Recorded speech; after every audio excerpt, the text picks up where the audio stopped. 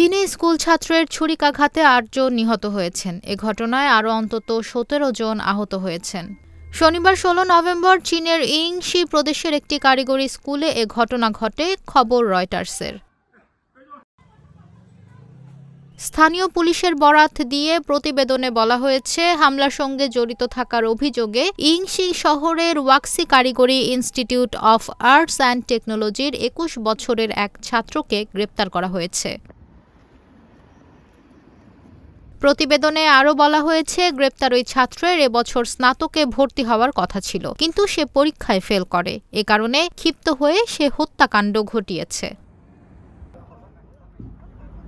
প্রসঙ্গত, চীনে আগ্নেয়াস্ত্রের ব্যবহার কঠোরভাবে নিয়ন্ত্রিত হলেও ছুরি নিয়ে সহিংস হামলার ঘটনা নতুন কিছু নয়। গত কয়েক মাসে দেশটিতে আরও কয়েকটি হামলার ঘটনা ঘটে। অক্টোবর মাসে সাংহাইতে একটি সুপারমার্কেটে ছুরি নিয়ে হামলা চালিয়ে এক ব্যক্তি ৩ জনকে হত্যা করেন। তবে একসঙ্গে ৮ জনের মৃত্যুর ঘটনা বিরল।